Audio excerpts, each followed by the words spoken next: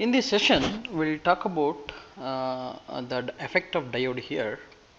So in the last class, what we have discussed is how the symbol of diode is looking and how the characteristics of the what the switching characteristics of the diode we have discussed. Now let us understand carefully how this diode will affect in the actual circuit. So let us consider a actual circuit, something like this, and it is having a DC supply, and assuming there is a switch for here and there is a diode here, and this diode is given to some sort of load. So for now let us talk about the resistance load. Okay, so this resistance load, so I am making the polarities, this is plus minus, so always the plus will be coming arrow something like this. It will start from minus, it will go to plus. So this is say the Vs power supply, and this is the switch, this is the diode. So this is the diode, oh sorry so this is the diode, so let us take diode, and this is the voltage drop V0. So like voltage drop is something like this, so we will mention as voltage drop like this. So the diode drop say Vd, so the arrow, let us be careful, the arrow I am drawing in this direction. Now so let us diagrammatically see how things are happening here. So now let us take an example, how these things are happening. So I am taking, this is the time axis, that is in terms of seconds, and this is the voltage supply Vs. So since the voltage supply is a DC, so DC is a constant, assuming this is a ripple free DC, so I am making a constant lines. Now I would like to draw V0 and Vd. So this is the diode drop is Vd. Okay. Now here I want to draw the voltage V0. So assume carefully, this is the 0th time. Okay, this is the 0th time. At this time instant, I close the switch. Okay. So when I close the switch, what actually happens is this total voltage will be appeared across this, and this after a point. So this is say for example 10 volts. Since it is more than the 0.7 volts of the diode, this diode starts conducting. So since assuming this is a lossless diode, that means the voltage drop across this is 0. Assuming, okay, assuming this is a lossless diode, and the total current will flow through the load. So and hence say for example till the time instant t1, I switched on the switch. So when I switch on the switch is closed. When the switch is closed, the current starts flowing through this. So assuming this that there is no drop here, the total current will flow through this. So the total current will flow through this. So this current I can call it as I, and since this is a resistance R, and we have already mentioned the voltage drop as V0, so we can assume that there is a drop till this point, that is V0. Okay, till this point there is a V0. So once it is reaches T1 conditions, again what I do is I'll just open the switch. So once I open the switch, the voltage, once I open the switch, the voltage will be 0, output voltage will be 0 till the time t2. So what happens till in this time? So where the voltage is going? So this voltage is still there, but this is appearing across the switch. So now you observe this, the plus is connected here, from here to here plus is connected, and from here if you observe, so minus is connected till this point. So that means here if you put a multimeter, you can see the voltage drop, the negative voltage drop across this one is like this. So this is say the voltage across the switch. So like this is one we can take into consideration, or we can say that the voltage across the diode.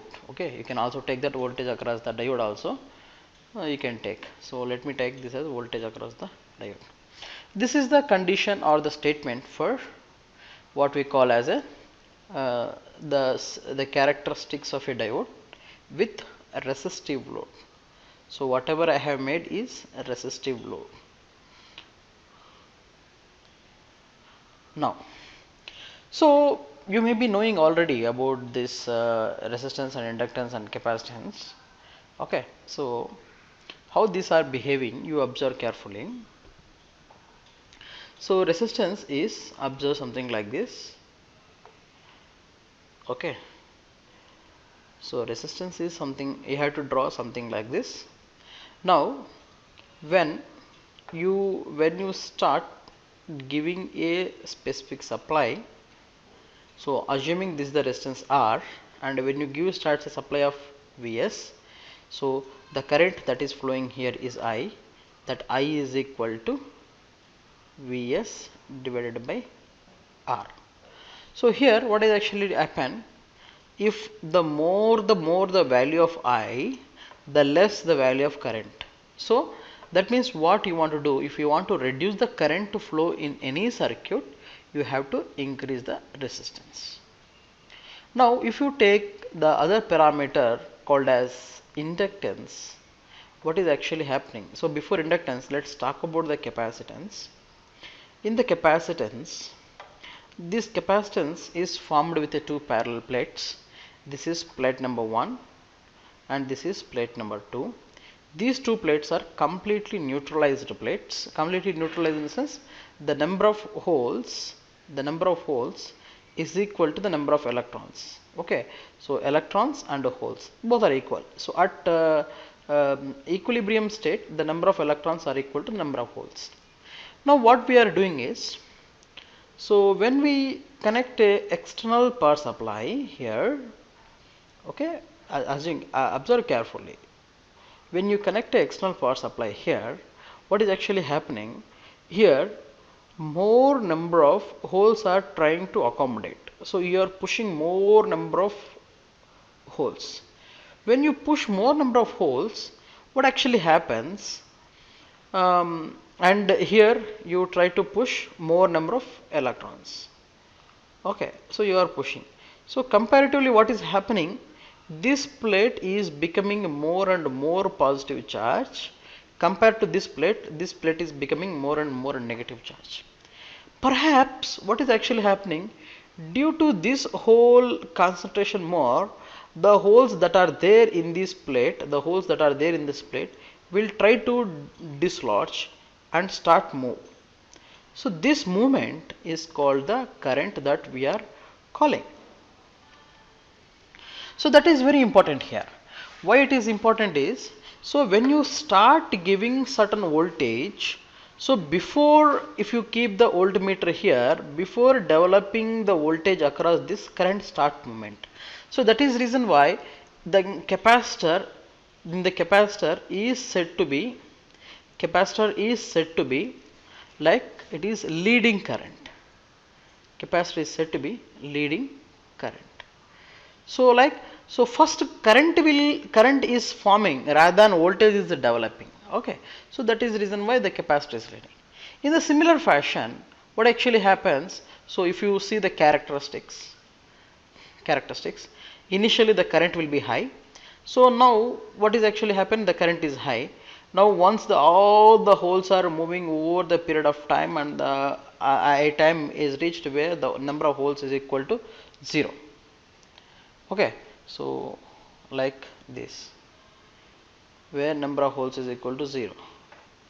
So that is reason why the current characteristics in the capacitor always looks like a decaying characteristics. However, so the reverse the voltage characteristics. Okay, so that is how you will observe that it is exponentially decaying. So at what time it is decaying, that time is called the time constant. The time constant defines that what is the resistance, resistance and capacitance inherently there in the capacitor, that is equal to R and C, dictates how much speed the current is decaying or how much speed all the things will happen. So that is called the time constant. Now if you consider the case about the inductor, in inductor what is actually happening is, you see the inductor is something like this. Now inductor, if you give the supply here, so the supply is already developed, isn't it? If you give the supply in these two terminals, the voltage is already there, but what actually happens when you give the voltage supply, the electrons will try to move in the circuit. These electrons will oppose these electrons, and hence the total movement of electrons will be slow. So that's why in the capacitor is said to be current is lagging. Current is lagging and the voltage is leading. So similarly, if you draw the characteristics of a capacitance, so initially the current is low, slowly the current will increase. So similarly, initially voltage will low and will be high and slowly. So this is again depends upon how much fast, and this is called L by R. This is the time constant of this inductor and the time constant of the capacitor. So why I have discussed all these things is because now till now we have discussed about resistive load only. Now if you go to the a capacitive, resistive as well as inductive load, then how the things will happen, that we'll see now.